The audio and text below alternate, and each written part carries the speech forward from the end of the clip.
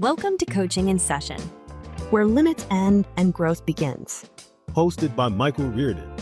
This is your space to challenge the ordinary, unlock your potential, and step boldly into your next chapter. Your mindset journey continues. Have you ever wondered perhaps why some of your relationships have not worked out in your favor? Why they might have failed? Maybe why they didn't stand the test of time? We can look at maybe the person and who they were, and we can blame them for all of the things that maybe they did or they didn't do. Maybe they were a narcissist, or maybe they weren't caring or loving enough. Maybe they were a gold digger. Who knows what they were, but we gave them a title. And sometimes those titles we give them are just going to be coping mechanisms for us to understand that they weren't the right person for us.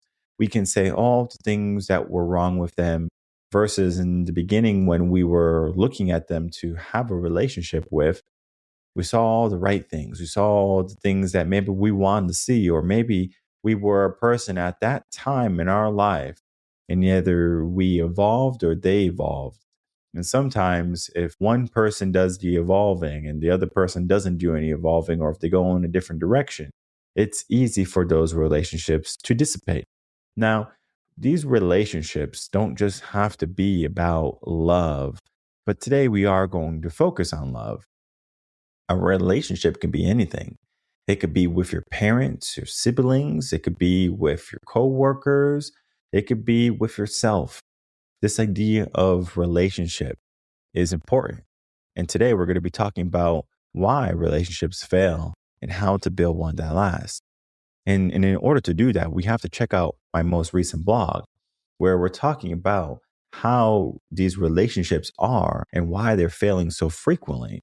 Because today we live in a different world than maybe 20, 30, 40 years ago, where we are seeing relationships as an option rather than something that we really truly want.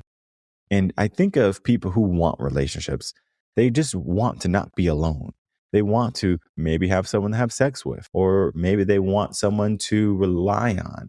Whatever this idea for a relationship is, typically we have this innate drive to be together because humans are just not meant to be by themselves. There's people who have done studies on individuals who would be secluded from society for a period of time. And most of the correlations is after a week or two, they're going crazy. They're going mad. And why is this? It's because people need people. Now, when we start to look at relationships, and today I'm going to focus on love more than anything, I think, because we are in that period of new love and Valentine's Day, and where people are truly paying attention. They're following all the New Year's resolutions, and they're just looking for that next thing in their life. So typically when we look at relationships, we're going to be looking at love today. Now, if you wanted to use your mindset and you wanted to look at it in a different light, you can always put it to yourself. You can always put it to family members. But when we look at relationships today, we're going to be looking at it in the terms of a relationship, right? Where we're looking for love, we're looking for longevity, maybe we're looking for marriage, or we're looking just for togetherness. Now, one of the reasons why relationships struggle today is because of the lack of foundation that they have. This foundation is not so much of, I'm building a home and I need to pour concrete. Okay, if I don't pour the concrete right, there's going to be cracks, it's going to be crooked or slanted. And when you try to build something on it, everything's just going to topple over. Now, the foundation doesn't necessarily have to be all the way down to the concrete. I believe that there's going to be an aspect to that before we even get to the relationship aspect. I think the relationship aspect to the foundation is, what are we going to put in the house? Because when we are starting off, we might say, okay, well, we need a sofa. We need some certain type of utensils, some dishware. And maybe you're a person that likes a certain type of style. There's people who like wood dishes or bamboo dishes. So they have wood plates and bamboo plates and mugs and cups. And there's certain people who like clean white ceramic. And there's certain people who, just use paper. paper and plastic. Either or, we can say that we can be multiple types of people. We can say we don't care. But the problem is we do care to a certain extent because maybe you're super green, right? You're like, I care about the environment. I want to be someone who recycles. I want to be someone who preserves the earth. You're not going to want to be with someone who's using paper and plastic plates all the time. Okay. It's slowly going to eat at you, right? Now, of course, you might say, well, I'm going to change them. It's easy to change a person that is using paper and plastic. It's easy. I'm just going to give them different utensils. And it might seem so easy. But can you really truly change a person if they've been living a certain way for so long with a snap of your fingers? No, it takes time. So what happens when we have a foundation of how we are, and then we're bringing it into a relationship to now together to how we will be? People don't understand that this happiness that you're trying to create is going to come with some level of insecurity in the beginning because you're doing something different. Imagine if I said, all right, you have a certain profession. Let's say you are a doctor, okay? And you can do everything really good with medicine and measurements and all of this stuff, right? And now all of a sudden, I'm going to say, you're no longer a doctor. Now you are going to be something that's totally opposite to a doctor. Let's figure this out. Let's say you're going to be a horse breeder, okay? Do you know anything about horse breeding? Probably not. I don't even know anything about horse breeding. Okay. Now, of course, you can say, well, like I'm a human doctor and I need to give him this type of medicine. If you give him that type of medicine, maybe it'll kill the horse or something like that. So it's just like what you knew might not be beneficial. And it's not to say that there's going to be some similarities that you can't have in one job or one profession to the other. For example, let's say you are a doctor or a surgeon and now you are a dishwasher. Maybe the idea of being a dishwasher is sterilizing the dishes, the utensils, the tools, because if you are a surgeon, you will make sure that all your tools that you're going to be using for surgery are sterilized or that your hands are clean. So now you know that you can use different things for different concepts, right? So this idea of your foundation, right, starting off, you can say that I'm this person, they're this person, we're coming together, and hopefully we can make it work. Well, when we look at this foundation and it's fragile, meaning there's a lot of changes that have to happen. Where I have to change because this person prefers this. Maybe I like going to the gym at 4 o'clock in the morning and they like going to the gym at 5 p.m. after work. And it's just not my cup of tea. Okay. And it might seem insignificant, right?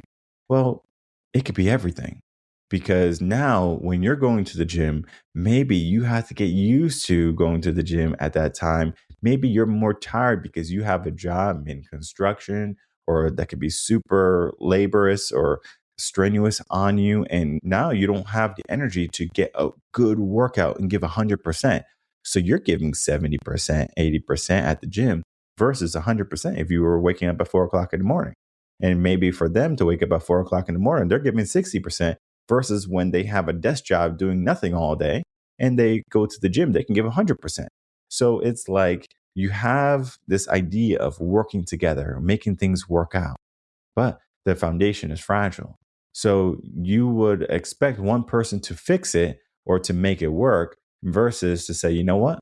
This is how I am. Maybe I should just keep this going because it's not going to be a point in the relationship that's going to be detrimental to if we go to the gym together. It's just sometimes in a relationship, you think of what can we do together versus, all right, I'm still individualized and I'm doing everything by myself.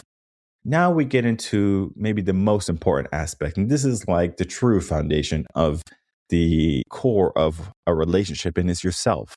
So going back to exactly what I said, the self aspect here, what do you need for yourself? Because a relationship is not two people coming together and giving 50-50, and then all of a sudden you have 100%. I understand that this makes sense in the math world, but the reality is you need two complete people in order to have a complete relationship. You need to have a person that is good, that is ready, that is willing, that is able, that is on their stuff to come into a relationship that is healed, typically. Of course, you're going to deal with people who have baggage. You're going to deal with people who have problems. This is not to say that they can't be in a relationship. It's just to understand that sometimes they're going to have problems that are their problems. You don't have to solve every of their problems. So you have to have a strong sense of yourself as a person in a relationship. Because if I know I have stuff to work on, so if I, let's say I wasn't confident or I maybe was addicted to substances, alcohol, right? And I know that these things are not giving me the best person, right? They're not helping me grow. They're not helping me have a good, strong mind. They're basically factors in my life that are not helpful. Well, if I don't want to change, there's nothing that anyone else can do in the world that can make me change. I have to want to change. So I have to have a strong sense of myself or a strong sense of me being better or me being the best for me to say, I'm going to budge. I'm going to change.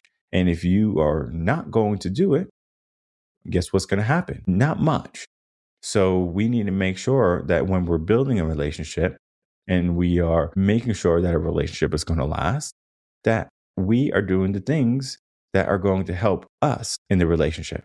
Now, we're not being selfish in the sense of us, because if I'm saying I'm doing this to make me feel whole and you're doing this to make you feel whole, we are right back to where we need to be. You have two people coming together complete to have a complete relationship.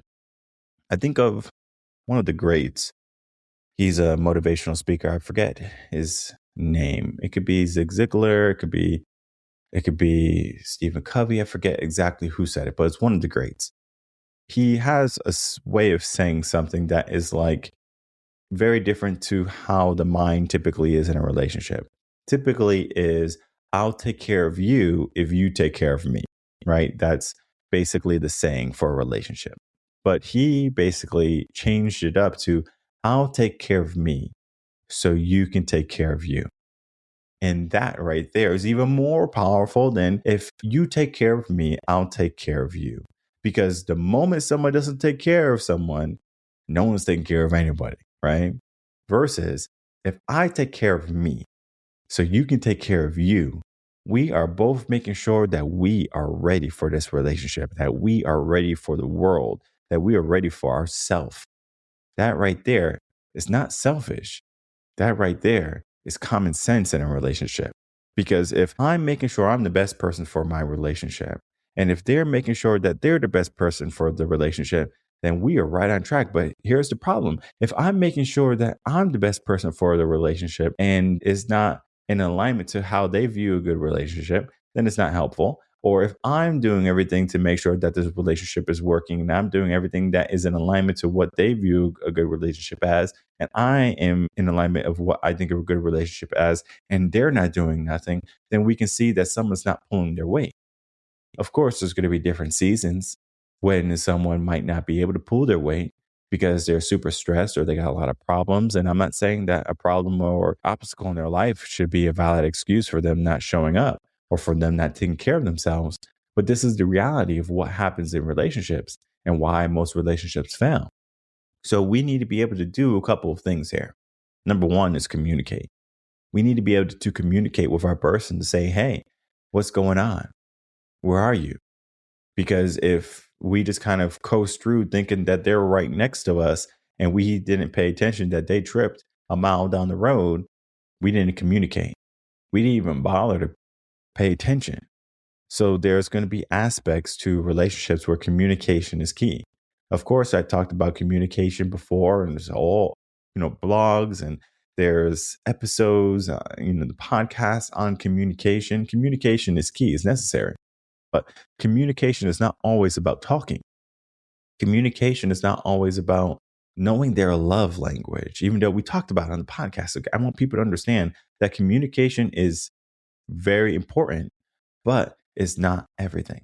Okay. Because if you communicate every single day, you're like, okay, I'm going to talk to my person about this and I'm going to let them know about what's going on in my life and I'm going to be honest about everything. Great. We need that. But when it comes to being connected and staying connected, communication for the whole realm of a relationship lasting a long time is going to be a small factor. Because communication, if we're just looking at it as what communication is speaking to somebody else or having an interaction with someone else, communication can be negative. Communication can be every single night I'm arguing with my wife, or you're arguing with your husband, or you're arguing with your girlfriend or your boyfriend. That's communication, right? I remember there's a movie, I forget the name of it. Basically, the movie was there was these two friends that were the godparents to these children, one or two kids. I forget if it was one or two. But basically, what had happened was the parents went out for a dinner date and they got in a car accident or some accident and they had passed away. So this baby or babies, they didn't have any parent. There was no parents. And in the will, it was for the godparents to take care of the baby like it was their own. And what happened like toward the end when they were realizing like this is a lot of work and it was challenging because they started a relationship as they were trying to be co-parents and they were not in a relationship. They were both living their own lives. So it was like they came in with the foundation of themselves and they came in with this idea of communication to the very least of, hey, I got to do this. This is important to me. And they were neglecting the kid. They were neglecting the bigger picture. And so the communication aspect to them wasn't so much of the lovey-dovey stuff. It was yelling and screaming. And it was one scene in the movie where a guy was like, I would still be married if we argued like that. Because sometimes communication can be cut off. Instead of me yelling and screaming and telling a person what I'm angry about or what I dislike, I just say, you know what, whatever. I'm just passive about this. So the communication was dead there, right? They neglected to want to work things out, or they neglected to want to say, hey, like this is bothering me. And neglect doesn't just have to be miscommunication. It could also be how you communicate, because we think of abuse. We think of whether it be mental or physical. We think of respect. All of these things can be considered neglect, where you're not truly supporting a person. If a person is not supported in a relationship to some degree, why be in that relationship?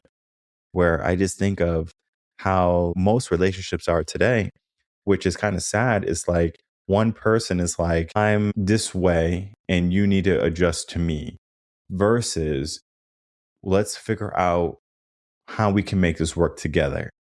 Not saying that you should always look for people who are totally opposites, because they say opposites attract. You just need to find what works. Like it should be simple. Like relationships don't have to be hard. And I come from a line of like people who just make relationships work, from like my uncles and from my parents, my grandparents. It's just like they got married once. That was it. It was just like, this is it. And I just think of like why so many people have a hard time in relationships, or they have like baby mamas and baby daddies. And there's a podcast. It's called Pop the Balloon or Find Love. And it's a fun podcast to watch because you can kind of see how indecisive people are. Of course, you have your initial attraction of how things work. And then you have a couple of questions that will go through. But then I'm also thinking some of these people are coming in with a plethora of problems. Like they didn't even do the work for self. Like they're not even ready for a relationship. Like they're ready for the single life, right? They're ready to go to the gym, or they're ready to upgrade their life, get a life coach or something to elevate themselves, not to look for a relationship to find a missing piece. Relationships are not the missing piece. You need to find the missing piece before you even get in a relationship. Like I said, it's 100%, 100%. It's not, oh, 50% and you're 90%. Okay, let's make it work. As much as I wish it could be that, it's not. Like you just need two healthy people coming together. This is not to say that two healthy people coming together are going to make a relationship work. There's going to be factors of values that come in, factors of direction of where you want your life to go, growing together. Because if one person wants to do this and one person wants to do that, eventually you're going to have some disparity and discrepancy, and it's just not going to work long term. And that's going to be one of the key points here that I talk about in the article, is that you don't have a shared direction. And if you don't have a shared direction with your person, then what are you guys doing? Maybe one person wants to have kids and one person doesn't. How often do you see this being a problem in a marriage or a relationship, right? I want marriage. They don't want marriage. Same thing. We have to have a same direction. And then the last part is that relationships are not perfect. There's going to be moments when maybe one of them is different than how they were in the beginning, whether they be more egotistical or maybe they be more narcissistic or maybe they are more rebellious or maybe they're more angry. All of these things happened over time. Now, of course, it could have been like that in the beginning, but what happens sometimes is that either you choose to not pay attention because you don't want to be alone, or you are not working on the relationship. And then so one person just gradually goes in a different direction. So what I do for my relationship is that, like I said, relationships are not going to be perfect, but we can have conversations, we can communicate on making sure that things are right. Now, we have to have lines in the sand, we have to have open dialogues, and we have to understand what is perfect at the time, especially like when you have children. It becomes very difficult for you to have alone time or for you to go on dates or for you to be able to be calm because sometimes they're yelling and they're screaming, your kids, that is, and maybe you want to yell and scream at your spouse because you're super stressed because of work or school or obligations. And before you know it, it's like, who who are you? Like you lost a bit of yourself because maybe you are a person that would go to the gym or would be punctual. And now you have kids, you're not punctual. You can't go to the gym because you don't have any time. So it's just like you're slowly on the decline and you're not doing the things to make sure that you're on the incline. So a relationship, in order to make it work, there's so many aspects to it where it's not just maintenance, it's about growth. How can we make every aspect of ourself in a relationship grow? From ourself to the relationship itself, to communication, to our direction, to making sure that we have the same views for our kids or values, things along those lines. Of course, things can change, values can shift. But when we look at it in the terms of why common relationships fail today, is because they're not looking at these aspects.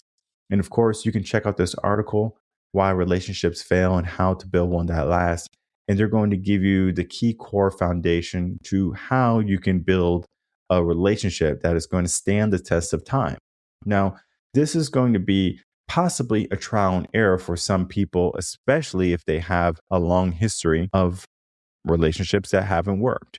When I work with clients about in relationships and they're looking for marriage, or they're looking for a better relationship, by golly, do I give them the best relationship possible.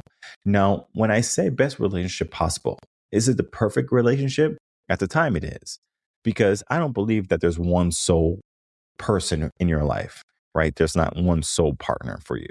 I believe that you can find a wonderful person here in America. I believe you can find a wonderful person here in South America, in Africa, in Europe, in Canada, in China, in Austria. You can find a person that is for you, that is just a good fit. I believe you can find them anywhere. Not saying that it's easy. Maybe it's like a needle in a haystack, but you can find that person.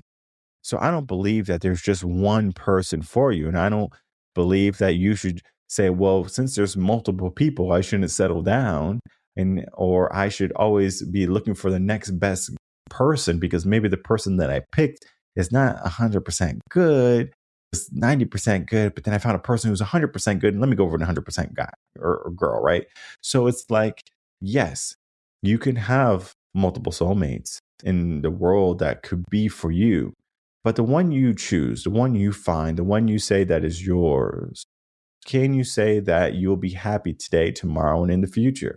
And I think of celebrities like Denzel Washington. I think of, what's the guy's name? He goes, all right, all right, all right. Matthew McConaughey. Their wives, and I think Matthew McConaughey, he might have been married once before, but their wives are very interesting. Where it's just like they support their family and they support their husband or spouse, and vice versa for the husband to the wife. And whenever they speak about them, they not only say that they're beautiful, like they're beautiful, attractive, it's like they make me better. There's an aspect to your Iron Five about you want someone in your life to be the optimist, to be that pillar that keeps you safe, that keeps you secure. And as much as I want you to find a relationship that can do those things for you, sometimes you're not going to get that.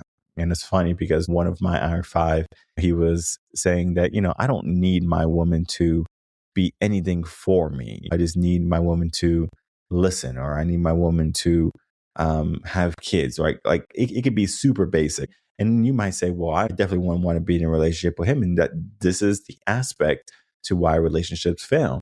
You don't want to be in a relationship with someone you just don't have this connection to, or you don't have the same values as, or if they do something, you're like, I would never do that. Versus someone who is super traditional, an American girl who's super modern versus a girl from South America who's traditional.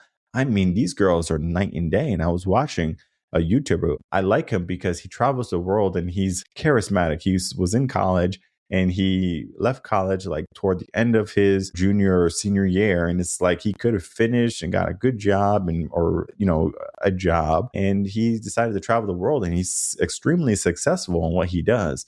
But the girls that he has, I was talking to my wife about this the other day, the girls that he has, you can see the differences in the girls from all over when he travels. And even in some places in South America where he will get his girls or he'll meet different girls, they have very different personalities. Some cater to him and some are like, cater to me. So it's just like, maybe it could be a life point for certain people where you want to take care of someone. Think of like a girl with daddy issues, or there's an age gap where someone who's like 45 dating someone who's 21, and people might say, oh, that's wrong. And it could just be, again, the mindset. It could be their lifestyle that they're looking for. I'm not saying that is right or wrong. I think, like I said, there's going to be different soulmates for different people. And it's going to be maybe even different generations that span those soul matches. Which type of person do you want in your life? You have to do the work.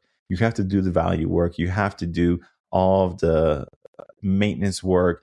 It's not just something where it's just like, let me look at these aspects to why relationships fail and how to make it work for me to make sure that I have the best relationship possible.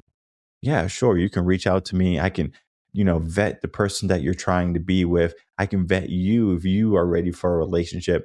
But the reality for relationships is going to be, if you really want to be in a relationship, do you want to make the relationship work? Because there's always going to be a little hiccup in the relationship. Oh, they're not as beautiful as they were. They're not as attractive. Maybe they gained some weight. They're not as hungry for change, or they're not starting as many businesses as before, or they're not as kind anymore. Maybe because the business that they're in is making them bitter, like a lawyer. So it's just like, you have all of these things that can change a person. Okay. It's like if you were living in a home and you didn't do any maintenance work on the home that you moved into is not the home that you're living in anymore. And if you don't understand that, I encourage you to reach out to us, revenconcepts.com. There's a difference between having something, maintaining it, sustaining it, and then to having something and allowing it to dilapidate, to disintegrate. Where are we? So let's figure that out. Where are we in our life? Where are we in our relationships? Where are we in the scheme of everything?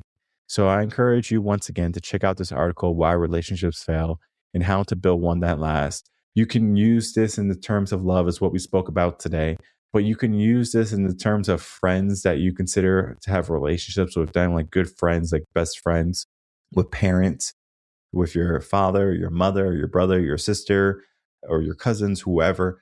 Now, all of this is going to be quintessential to how a relationship can thrive. Like I said, we talked about relationships today, but you can insert any of these factors into whatever you consider the relationship you want to look at. And if you need an outside view, if you need someone to look at your blind spots again, reach out to us, revenconcepts.com. We'll be more than happy to help you understand what type of relationship that you have, what type of relationship that you're getting into, and then maybe what type of relationship will be if you continue on your path. So don't go in blind. Go in with the knowledge, go in with the mindset to make your relationships last.